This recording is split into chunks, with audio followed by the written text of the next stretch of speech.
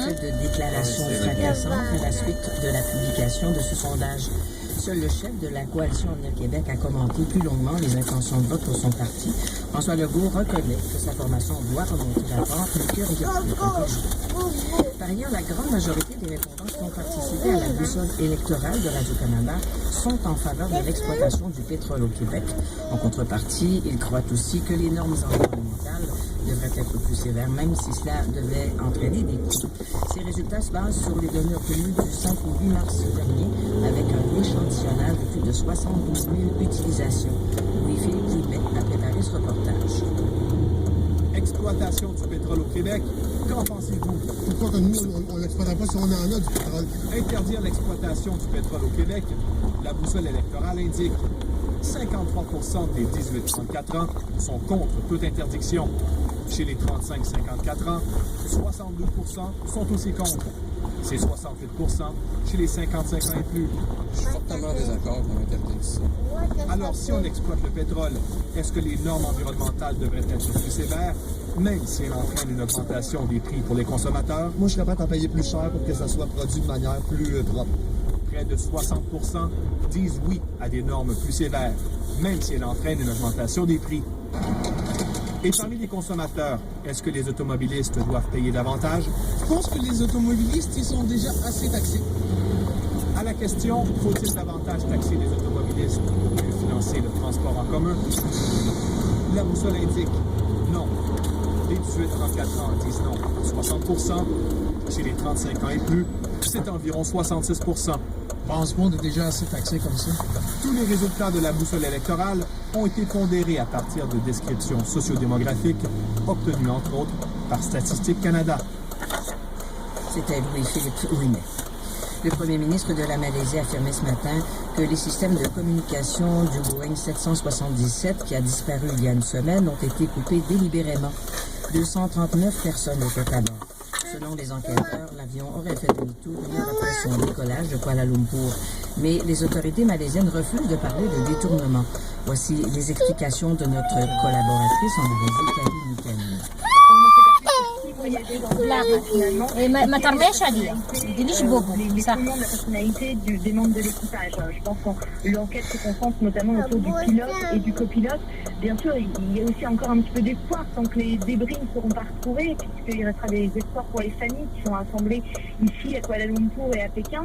Le dernier ping, le signal reçu par un satellite, a été réceptionné plus de 6h30 après que l'avion ait disparu des radars. Or, l'appareil disposait de 7 heures d'autonomie en carburant. Il aurait donc très bien pu atterrir à un endroit encore non déterminé, ou sinon cette course sera malheureusement vraisemblablement terminée au-dessus de l'océan Indien. Les opérations de recherche en Indochine du Sud, à l'est de la Malaisie, vont se terminer et être redéployées de l'autre côté du pays.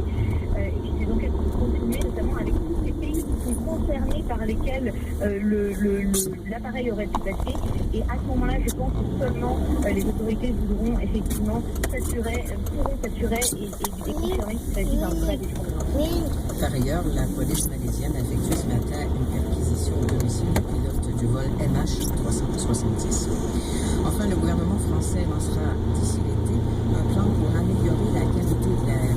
L'annonce du ministre de l'Écologie intervient au moment où l'Île-de-France et certaines autres régions de la moitié nord enregistrent une 5e journée consécutive de pic de pollution. Le plan prévoira que les zones les plus touchées feront l'objet de mesures adaptées, notamment la réduction des vitesses de circulation sur certains tronçons à fort trafic et la diminution des émissions des chantiers de construction. Voilà, c'était les informations nationales et internationales de Radio-Canada.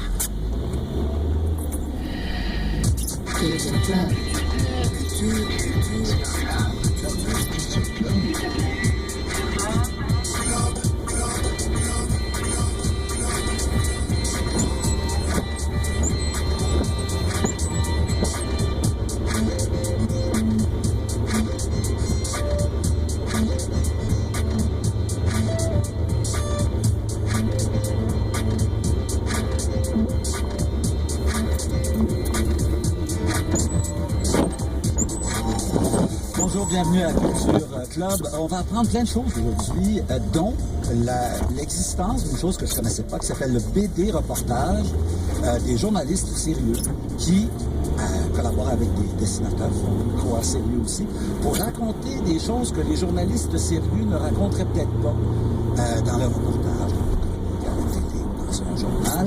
Et c'est notre correspondant à New York, Karim Lebourg, qui lui-même collabore à un truc comme ça, qui va nous l'expliquer. Pour lui, c'est une nouvelle porte.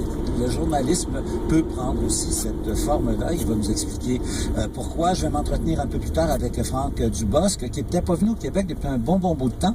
Et là, c'est une invasion du Bosc qui va être sur scène très, très bientôt. Il y a un film dont il est la vedette, Fiston, en même temps, presque, qui arrive. Alors, je vais m'entretenir avec lui. Et puis, il y a aussi quelque chose d'assez intéressant. Il y a un film de Michel Poulette qui s'appelle Maïna.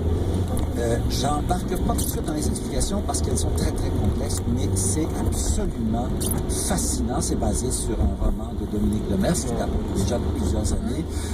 Scénario de Pierre Royan, depuis l'époque du Garçon du 5e Nord, c'est le Garçon du 5e, oui, un film qui n'a jamais été fait, mais dont le scénario était formidable. Ça me fascine, ce qu'il fait, ce bonhomme-là. Je vais m'entretenir avec Denise Bombardier dans quelques instants, mais d'abord, une précision sur Laurent Wauquiez.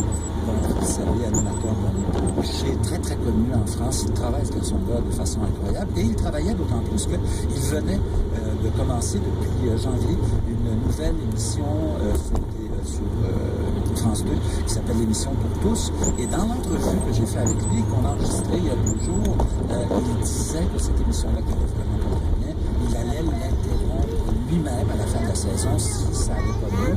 Et voilà que France 2 a pris la décision comme lui, puisqu'on apprenait hier que voilà, c'était terminé. Donc, vous allez nous entendre parler d'une décision qu'il prendrait. Il ne fait pas du déni, c'est juste parce que il y a 2 jours, ne soyez pas troublés. Donc, je vous retiens à l'instant avec Denise Bombardier, qui est vraiment dans une part de puis il faut que je lui demande pourquoi, parce qu'il me semble qu'il y a autre chose à faire dans la vie. Mais Raed, vous avez aussi quelque chose à ajouter? Vous aimez beaucoup exclusivité. Alors tout à l'heure, une exclusivité exclusive. Oui. Puis on va la filmer, on va la mettre sur nos réseaux sociaux. Je remets en contexte. Et on était au salon du livre de l'Outaouais. Et puis juste avant l'émission, on a vu une Smart nomination. Alors moi, j'avais aucune idée c'était quoi. En fait, c'est Alexandre Barrette, humoriste, animateur de Taxi Payant et d'Atome Crochu sur V, qui vous a Smart nominé. Alors, il faut expliquer ce que c'est. Oui. Et il va venir nous voir parce que vous allez vous-même faire une Smart nomination. Et en fait, une Smart nomination, ce sont des vedettes qui par les réseaux sociaux, entreprises des réseaux sociaux, se smart nomine. Et puis, ça, c'est dans son défi. Oui, on se lance un défi. Puis pendant 24 heures, il faut faire des bonnes actions. Lui, il a couru avec la musique Eye of the Tiger en aidant des gens et tout. C'était très drôle. La vidéo, je viens de la partager sur nos réseaux sociaux. Et donc, on attend votre réponse à la fin de l'émission. J'ai très, très hâte de voir c'est qui vos smart nominés. Vous allez être bien surpris. Oui, mais surtout, il y a une chose assez intéressante là-dedans, c'est que les gens qui sont smart nominés pour ça sont quasiment obligés de répondre. Oui. Bon, on peut pas dire non à un défi comme ça. Ben non. Sinon, parce que moi, je vais m'exécuter, puis je vais forcer quelqu'un d'autre là. Oui, et on a hâte d'entendre c'est qui. Et simplement pour vous rappeler, vous pouvez aller voir cette smart nomination sur nos réseaux sociaux, donc Facebook, ici Renaud Miroir, nos Twitter, ici RHR. Et pour nous écrire, commenter les chroniques de Denise Bombardier, entre autres, c'est notre adresse rhr@radio-canada.ca. Merci, Red.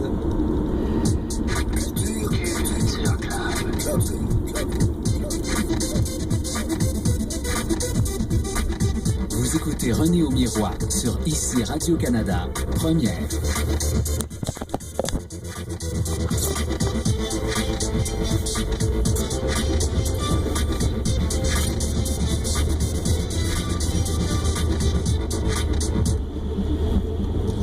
J'ai appris peut-être en même temps que vous, il y a quelques temps, que Denise Bombardier était une folle des machines à sous, qu'elle traînait au casino de Montréal, puis j'imagine dans d'autres casinos, là où elle est, qu'elle adorait ça, c'était vraiment une passion invraisemblable, mais je savais pas qu'elle adorait aussi les parcs de roulotte. Elle est traînée là-dedans, elle est allée traîner là-dedans en Floride, à un endroit qui s'appelle Margate, en prétextant aller voir un spectacle de Marc Hervieux. Mais en fait, Denise, c'était pas ça, pas en tout qui vous intéressait. Écoutez-moi bien, là, quand vous parlez de parc de roulotte, je crois que vous allez avoir des poursuites contre vous. Parce que là, j'ai découvert, je vais vous dire une chose, je suis sidérée. J'ai découvert le vrai village gaulois au cœur de la Floride, dans un lieu qui s'appelle Tech RV pour Recreational Vehicles. It's the resort. Ça a été créé il y a 4 ans par Jean-Guy Sylvain, qui est un milliardaire qui possède les auditeurs vont savoir ce que c'est, entre autres, les motels universels. Ah oui, monsieur. Et il a créé, c'est un parc, ce ne sont pas des roulottes, parce que j'ai eu le malheur de dire des roulottes et que j'ai failli être expulsée. C'est un parc vous savez, ces énormes bus. Oui, oui. Complètement refait. Alors, écoutez bien, je vais vous donner des chiffres parce que c'est vraiment, je vais vous le dire, c'est un phénomène de culture très, très intéressant pour la sociologue que je suis, la journaliste aussi que je suis. Un jour, il faut que bientôt une équipe débarque et aille voir ça. Oui. Donc, il y a 650 terrains. Sur les 650, donc, il y a seulement 100 Américains. Ouais. Donc, c'est tous les Québécois. Sont avec leurs motorisés. Ouais. Et les motorisés, je vais vous dire une chose, j'en ai visité là hier soir après le spectacle, c'est entre 500 000 $ et 2 millions de dollars. Ouais. Et j'en ai vu plusieurs. Mais c'est très spectaculaire. J'ai un voisin qui en a un. Moi, je connais cette chose-là. À cause mais vous ne savez pas l'organisation. Non, mais justement, quand c'est pas un million de parcs de roulottes, parcs de motorisés, mais l'intérêt d'un certain de ces terrains-là que j'ai vu, moi, en Floride, c'est d'avoir de l'espace, d'avoir de la verdure et tout ça. Est-ce qu'il y a ça, là? Écoutez, ils ont des aménagements devant chacun de leurs moteurs, mais ils ont surtout à côté. Il est à la maison, fait dodo. Bon, ils ont appelé ça comme le tiki. C'est l'endroit où on vit toute la journée. Il est à la maison. Oui, les habitants à 1 million, je ne sais pas comment on l'appelle. C'est tout en masse. D'accord? Parce que les gens qui sont là, c'est très, très intéressant. C'est des gens de Québec et de la région de Québec, genre des gens de Bécomo. Je m'appelle mais ça tourne autour. Il n'y a pas beaucoup de Montréalais qui sont là. Donc, c'est des gens qui se connaissent. Ce sont tous, je dirais, des gens de la PME, c'est-à-dire la moyenne entreprise, parce que ce sont des gens qui ont énormément d'argent pour pouvoir s'acheter des pareilles choses, parce que c'est pas tout. Ils n'ont pas que le motorisé, ils n'ont pas que le ski à côté d'un luxe extrême. Ils ont aussi ils font des chambres pour leurs invités à part. Ah bon? Alors, donc, c'est d'autres constructions. Ouais. Et il y a une vie communautaire. C'est une vie grégaire, c'est sûr. Ouais. Ils sont dans des activités tout le temps. Et, quel genre d'activités? Eh bien, ils font du sport le matin et ils font des activités culturelles le soir. Donc, par exemple, ce merveilleux, moi je ne le connais, je n'avais jamais vu Marc Capieux en spectacle. Il est extraordinaire. Le son c'était épouvantable. Mais Marc Capieux, le son était pas bon, puis vous trouvez que le spectacle était... Mais parce qu'il enlevait le son, parce qu'il chantait à Capella, il y avait 350 personnes dans la salle. Je vais vous dire, il chante à la fois les grands airs d'opéra, toutes les grandes chansons napolitaines qui sont des classiques, et toutes les grandes chansons de la chanson française et québécoise. Donc, il est spectaculaire, d'autant plus qu'il s'adresse aux gens avec beaucoup de chaleur, sûrement. Ben oui, il est bien ce qu'il a. Alors, autre chose dont on va parler maintenant, Denise, mais parce attendez, je vais vous dire une chose. Il y a une dame qui m'a dit, en nous faisant visiter, elle a dit, vous savez, ici, on n'a plus besoin d'aller au salon de l'auto parce qu'on a toutes les Mercedes, les Porsche, les Lamborghini, ils sont toutes là. Et effectivement, c'est stationné. Donc, c'est un Québec riche. C'est un Québec riche, mais c'est le Québec de la petite entreprise. Nous ne sommes pas dans les... Et c'est complètement une mentalité complètement différente des nouveaux riches que je vois, par exemple, autour de mon lac, au lac Nassau. Mais est-ce que ce n'en sont pas des nouveaux riches aussi? Ben oui. Ben, ce sont des entrepreneurs de père en fils, là. Ah oui, OK. Mais qui ont décidé... l'argent aujourd'hui. C'est ceux qui ont des trucs de plomberie. Oui, ben on a appris ça. On a appris ça à un moment donné dans la commission Charbonneau qu'il y en avait. Je ne veux pas dire que ceux-là se sont réfugiés en Floride, là. Mais c'est des milieux... Non, il ne faudrait pas. Parce que, vous savez, ils ont des autos qui vont très vite. D'accord. Mais bon, alors, trêve de parcs de stationnement de voitures luxueuses et de grosses affaires. Non, c'est un phénomène social. Je suis d'accord. Trêve du phénomène social. On va parler d'un film qu'on a vu tous les deux, dont on écoute un bout de la bande-annonce. Elle est géniale, ma mère. En fait, je crois qu'elle n'a aucun défaut. Elle oscille toujours entre une très grande chaleur. Vous voulez boire quelque chose? Et un froid glacial. Vous voulez boire quelque chose? Dites-le, mon vieux. Je veux dire, 3 plombes, on ne sortit pas un Déca et un Perrier. J'arrive. Va chercher un Déca et un Perrier. J'arrive. écueils. Terrier, Charrier, ses gestes, sa manière de parler, c'est génial. Non, le seul qui se fait jamais prendre, c'est mon père. Tu t'habilles en calédonien maintenant? Je sais pas pourquoi, mais il ne veut pas que je sois une fille. C'est quoi ça?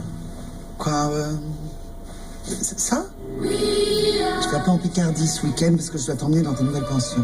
Dans ma nouvelle pension? Alors, ce monsieur que vous entendez faire deux personnages, c'est-à-dire celui de Guillaume, qui est lui-même Guillaume Gallienne, c'est Guillaume Gallienne, donc spectacle qui a gagné plein prix et qui a eu beaucoup de succès en France, où sur scène il faisait son personnage et celui de sa mère. Ça s'appelle Les garçons et Guillaume à table, 5 Césars, dont celui qui m'a jeté à terre du meilleur film. La critique est dithyrambique partout. En France, on s'étouffe. Au Québec, on n'en peut plus. Et moi, et je pense que Denise est de mon avis, j'ai haï ça. Alors, expliquez-moi pourquoi vous avez haï ça, puis je renchérirai. Moi, je suis allée voir ça. Nous étions 3. Hein? J'avais mon mari et mon fils, donc des générations différentes, un anglais. On a vu ce film et on est sorti avant la fin du film. Oh, ça c'est pas valide, ça. Et quand on est sorti, les jeunes plateaux ont dit « Mais pourquoi vous sortez ?» J'ai dit « Mais c'est pas possible ce film. » Il a dit « Mais quoi, c'est génial. » Parce que le ton, c'est que c'est génial. Et je vais vous dire, j'ai lu les critiques de la presse québécoise, j'ai l'impression que c'est du copier-coller. Des critiques avec françaises. des critiques françaises. Ouais. Les gens qui les ont lus aussi. Moi, je vais vous dire pourquoi j'ai pas aimé ça. J'ai pas aimé ça parce que c'est un film artificiel. C'est un film, moi, j'ai rien cru. J'ai trouvé que c'était comme une séance d'amateurs. C'est terrible parce que, et il faut vous dire aussi que moi, les films, moi j'aime pas le Prince Saint-Exupéry, vous savez, Dessine-moi un mouton, ça vient de l'esprit de Dessine-moi un mouton. Ça vient de l'esprit d'Amélie Poulain. Puis moi, le fait d'Amélie Poulain, je n'ai pas aimé ça. Non, mais excusez-moi, Amélie Poulain était quelque chose d'absolument extraordinaire au point de vue technique, au point de vue de l'imaginaire. Moi, ce que j'ai trouvé terrifiant là-dedans, et personne ne le mentionne, c'est que c'est un film qui est plus proche de La cage aux folles que de n'importe quoi d'autre. C'est un film dans lequel, oui, c'est une caricature et c'est du burlesque et on sent que ce sont des sketchs ajoutés les uns aux autres. Certains sont amusants, mais il y en a d'autres. Une scène où il se fait faire un lavement, par exemple. Une autre scène où pour essayer de, peut-être tout le monde prétend donc qu'il est sans doute gay et sa mère est persuadée, puis tout ça. Puis là, il se dit pourquoi, il faut peut-être essayer quelque chose. Et la scène où il rencontre quelqu'un avec peut-être il pourrait se passer quelque chose, c'est épais, c'est lourd. Il y a une critique d'ici qui a comparé ça à Ma vie en rose, un petit film belge délicieux qui était cette histoire-là mais à l'envers. Et c'était charmant. Mais savez-vous ce qui m'a le plus fâché, moi, puis je l'ai vu, si j'avais vu sans savoir ces choses-là, ça m'aurait peut-être agacé. Après, je vais vous dire ce que moi j'en ai pensé. Bon, moi, ce qui m'a agressé là-dedans, c'est que ça a remporté l'Oscar du meilleur film en France. Donc, du meilleur film français, l'année où il y a César, oui. Donc, l'année où il y a La vie d'Adèle. C'est un film على بالك باللي على بالي وين على بالك وانت على ما على بالك يا اخي انت راح pas imaginer qu'il y en a un pour Guillaume et les garçons. Oui, mais écoutez-moi bien, les Oscars, César qu'il y a eu avec le l'autre Non, je ne pas. Non, mais c'est des Césars. Moi, je crois que l'engouement et l'espèce de et l'outrance de la critique dans son délire, dans ses mouvements différents, c'est beaucoup aussi, je crois, à cause du thème, parce que je crois que la France est un pays plus de bien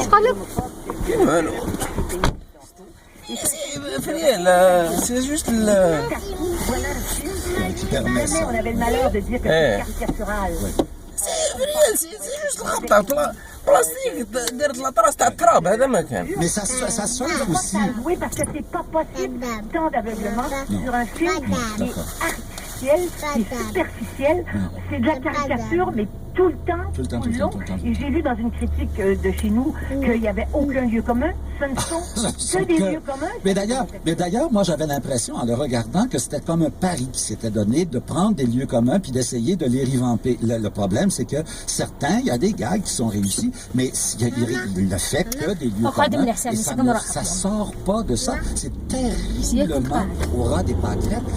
Moi aussi, je suis complètement flabbergasté par le succès de ça. Eh bien, nous serons deux. C'est peu, au moins, nous persistons. C'est certain. Alors, vous retournez dans votre parc de là? Écoutez, je veux pas vous parler d'un phénomène comme celui-là, de façon légère. D'accord. Je vous retrouverai la semaine prochaine à Montréal. Et je tenterai d'être grave.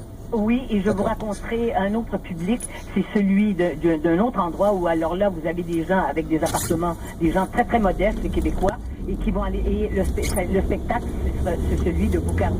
Ah bon, oui. Alors, je vais voir ça mardi prochain. D'accord. Et je reviens à Montréal. Alors, nous vous attendons puisque vous revenez au pays. Comment ça s'appelle? Je reviens chez nous. Je reviens, oui. D'accord. Je reviens chez nous. D'accord. Fais du feu dans la cheminée. Du feu, j'allume. Merci à la semaine prochaine, Denise. Bye. Au revoir. Et qu'on a justement, c'est ce qu'on demande. On ne peut pas se revendiquer de l'anthropologie si on dit attendez, je refuse de regarder ce qui se passe. Je peux finir. Merci. D'aller. C'est les journées de la femme. Je ne t'ai pas interrompu. Et donc. Trop aimable. Non, je m'amuse pas. Non, trab. Où est la trace de trab? Il a mangé. Alors, en ce qui concerne. On savait que ça allait se gâter sur ce sujet. On marche en plastique. En ce qui concerne, par exemple, les barouillas de Nouvelle-Guinée, on peut en rire, on peut s'en moquer. On peut se moquer des peuples qui, après, ne nous ressemblent pas. On peut faire ça, c'est une attitude. Ça porte pas bien, d'ailleurs. maman, s'il te plaît. Non, mais par exemple, Je ne suis pas moqué. arrête de me présenter, s'il te plaît. Je t'en assiste. 5 minutes, fais un effort. Parce que tu n'es pas maîtrisant, là, peut-être. Mais non, pas du tout. C'est pas du Pas du tout, tu viens d'être traité de raciste, il n'y a aucun problème. J'ai jamais dit ce mot. Ce que vous entendez, c'est pas une chicane de famille autour du référendum au Québec ou une chose de cette nature-là. C'est business as usual, on pourrait dire, chez Laurent Ruquier, dans son émission On n'est pas couché, où il y a 2 chroniqueurs qui se crêpent le chignon, mais de toute façon, mais régulièrement, avec une vigueur assez étonnante. Et d'ailleurs, vous pourrez constater par vous-même tout du long, puisque cette émission-là va être diffusée ce soir sur TV5. Alors, il est au bout du fil, le pompier pyromane, Laurent Ruquier. Bonjour, Laurent Ruquier. Bonjour. Dites-moi, est-ce que vous, quand vous regardez la télé, ça doit arriver parfois, est-ce que c'est ce genre de plateau que vous avez envie de regarder, ou si vous, je sais pas, vous prenez ça plus cool un peu?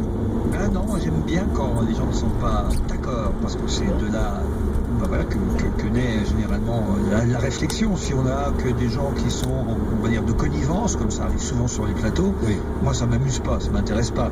J'aime bien qu'il y ait une contradiction, j'aime bien qu'il y ait des arguments. Là c'est un peu chaud, je reconnais, parce que il y a manifestement un agacement en plus. Mais quand même, j'ai eu de nombreux duos dans On n'est pas couché. Moi je suis assez content du duo Natacha Polony et Émeric Caron, parce que je trouve que enfin j'ai une vraie opposition entre les deux. Je trouvais par exemple qu'à une époque, alors que j'en avais gagé un parce qu'il était très à droite et l'autre parce qu'il était à gauche, Nolo et Zemmour, ils s'entendaient trop, ils étaient trop complices. Et ça c'est pas intéressant. Ce qui est intéressant, c'est quand on a vraiment 2 personnes qui bataillent. Oui, mais le danger avec ces 2-là qui bataillent, c'est qu'il y en a une des 2 qui a dit à un moment donné, pousse, je m'en vais, je joue plus, c'est trop dur. Oui, mais elle l'a déjà annoncé. Alors évidemment, c'est parce que aussi c'est parce qu'elle sait qu'elle va s'en aller à la fin de la saison que évidemment elle joue ce jeu-là, mais autrement ça se passerait pas comme ça. Mais c'est vous qui avez décidé ça, que ça commençait à faire un peu?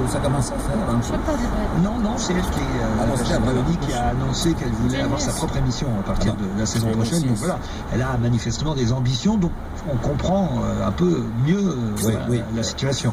Oui, tout à fait. Ce qui ne nous empêche pas de l'apprécier. Reste que, il me semble que c'est dans Le Monde, enfin dans un journal français, je disais que vos complices de plateau, appelons-les comme ça, étaient essentiellement, on peut le constater, des grandes gueules. Comment vous les choisissez, ces grandes gueules? Est-ce que vous leur faites passer des auditions?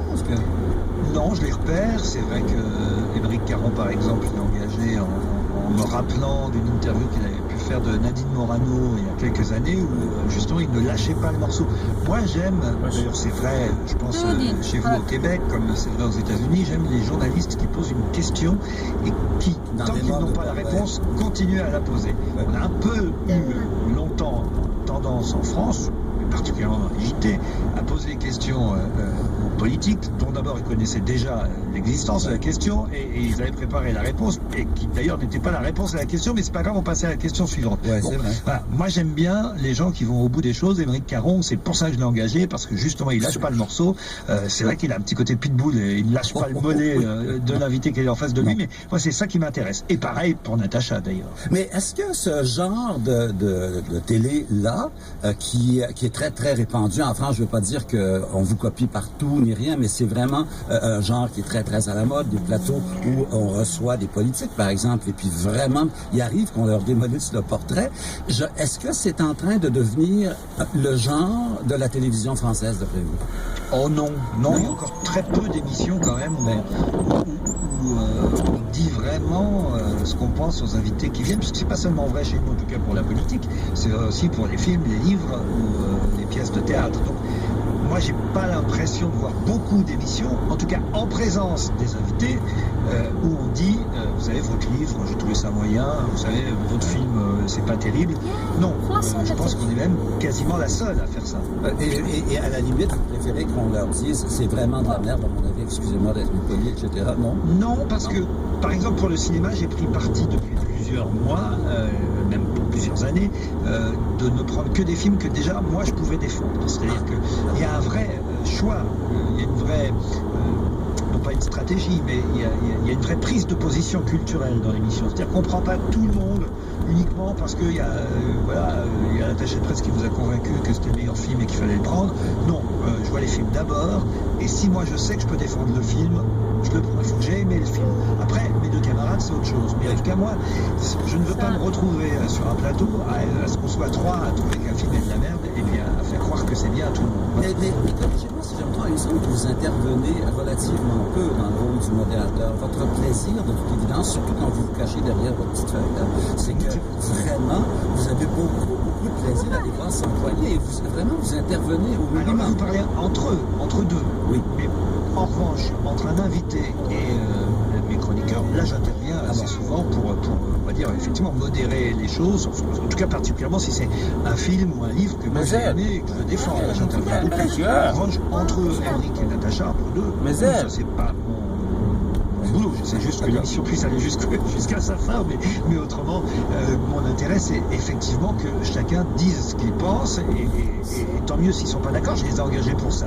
Parce qu'il y en a une qui représente, on va dire, une droite un peu plus classique, et lui qui est un végétarien gauchiste. Donc, voilà, donc évidemment ils sont pas faits pour s'entendre, mais c'est pour ça qu'ils ont été engagés. Ouais, et c'est ce qui est intéressant. Qu'est-ce que vous diriez à quelqu'un qui vous accuserait d'être une sorte de pompier pyromane? Oui, c'est vrai que j'ai ce côté-là. Et puis j'aime bien la mauvaise foi aussi. Donc ça en rajoute encore. J'aime la mauvaise foi quand on reconnaît qu'on est de mauvaise foi. Oui, parce que sinon c'est à la tête voilà. Pareil. Il y a une notice que, évidemment, on assiste à un plateau comme les autres. On se dit tout ça est spontané. On a l'impression de l'être. C'est scripté. Et vous prétendez que, particulièrement en France, on ne peut pas scripter. On ne peut pas écrire les textes des gens, quelques-uns parfois, mais très très très rarement. Pourquoi? C'est parce que les Français sont de moins bons acteurs, parce que le public français est plus habile à détecter le faux. On n'est pas habitué à ça, et effectivement ça sonne vite très faux. Alors c'est pas, je pense, dû aux téléspectateurs, je pense que c'est dû aux interprètes qui ne savent pas le faire. On est quand même c'est un peuple assez franc, et on peut nous le reprocher parfois parce qu'on n'est pas toujours agréable, les Français, il faut dire ce qu'on est, mais même les touristes nous le reprochent parfois quand ils viennent chez nous, mais au moins on a le mérite de la franchise. Et c'est un peu vrai aussi dans les émissions. Donc si on commence à jouer, ça se sent, ça se sent trop vite, on sent l'hypocrisie. Et ça, le Français ne supporte pas. Non. Pourquoi? Si vous aviez à répondre à un questionnaire pour votre passeport, par exemple, et on vous demandait votre métier, mais que la case ne contenait qu'une possibilité, vous metteriez quoi? Humoriste, animateur? Artiste. Ah ben oui, ça résume tout. Ce serait plus simple. Il y a une nouvelle quotidienne télé que vous avez depuis le mois de janvier, je pense, qui ne correspond pas exactement à ce que vous souhaitiez. L'émission pour tous. L'émission. Mais pas pour assez de monde pour l'instant. C'est ça. C'est une question de quantité de téléspectateurs qui ne sont pas tout à fait au rendez-vous, c'est ça? On s'aperçoit que pour l'instant, oui, il n'y a pas suffisamment de monde pour ce genre d'émission-là à cette heure-ci, mais est-ce que c'est possible? C'est une question qu'il faut se poser. Voilà. Ouais, mais comment vous réagissez à ça? Parce que vous n'êtes pas, il faut le dire, très habitué à l'échec, entre guillemets, à des choses qui ne marchent pas au théâtre. Quand vous écoutez une pièce, ça marche à mort. Vous êtes maintenant justement, c'est plus facile de subir de front ce qui est en train de devenir un échec, soyons clairs.